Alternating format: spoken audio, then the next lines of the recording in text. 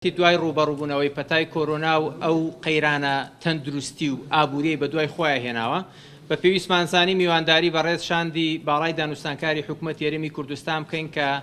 لە دوجار ڕۆژی 4 سەردانی بەغدایان کردو و کۆبوونەوەیان لەگەڵ حکوومەتی عێراق کردبوو بە تایبەتی دوای ئەوەی کە لەلایەن ئەمانەی عامی مەجلیسی وزەرای عێراقەوە نامەیەک ئاراستە کراوە بۆ وەزارەتی دارایی لەسەر وەستاندنی ئەوەی کە ئەوان پێی ئەڵێن بەپێی قانونی داری مالی بۆ بەشە هەرێمی کوردستانەوەی کە ڕێکەوتنی لەسەر کرابوو لە میزانی ساڵی 2019 بە سوپاسەوە بە ڕێزان وەزیری دارایی، وەزیری پلاندانان و وەزیری کاروباری پەرلەمان لە حکوومەت یاریمی کوردستان، وەزیری هەرێم بۆ کاروباری دۆسیەکانی گفتوگۆ لە بەغدا، بەڕێز سکرتێری ئەنجومەنی وەزیران، بەڕێز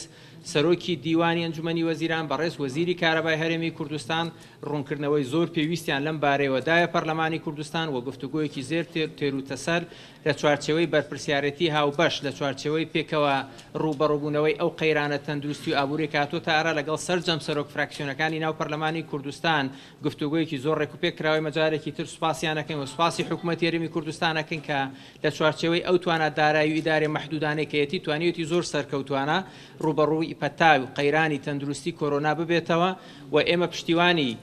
گرتنەبەری سیاسەتی لێکتێگەیشتن و گەشتە ڕێکەوتنی لەگەڵ حکوومەتی عێراق و ئەوان ئەو ڕوونکردنەوەی کە بۆ ئێمەیان پێشکەش کردووە دووبارە پشتیوانیان لێ یەکەین چونکە پێمان وایە ڕێگای گفتوگۆ و دیالۆگ بۆ گەیشتنە چارەسەری ئەم بابەتە لەگەڵ عێراق بە پێویستە زانین.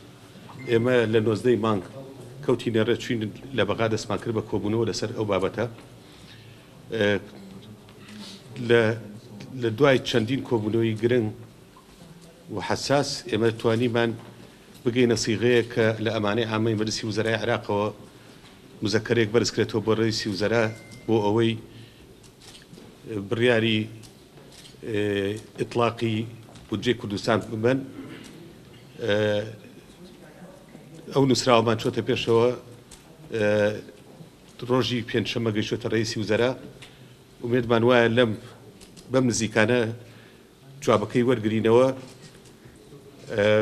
بە ئیجابی. دیارە وەفی دانوستانکاری هەرێمی کوردستان لەگەڵ بەغدا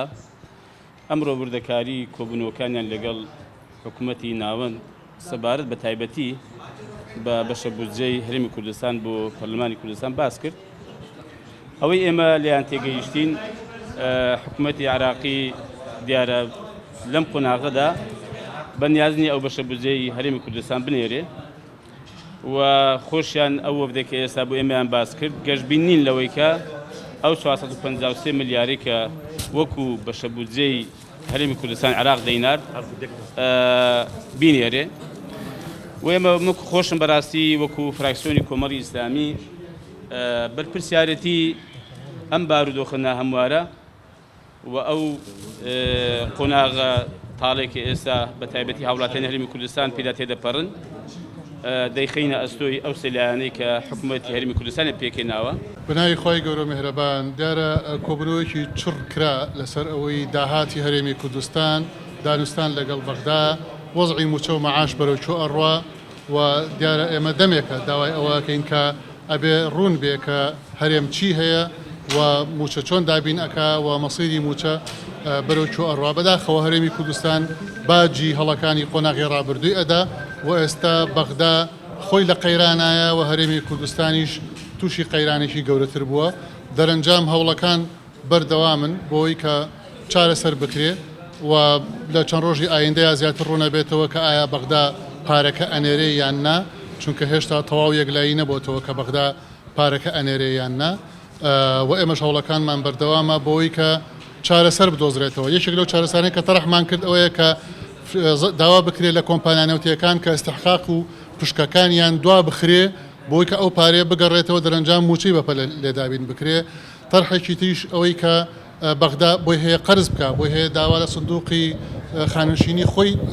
بکا و پارەی لێوەرگرێ، بۆی هەیە چەندین هەنگاوی تر بنێ گرنگە هەرێمی کوردستان بە زووترین کار لەگەڵ بەغدا ڕێبکەیە کە شایستەدارایەکانیشی وەرگرێ و نەوتەکەی ڕادستی بەغدا بکاوە دەرەنجام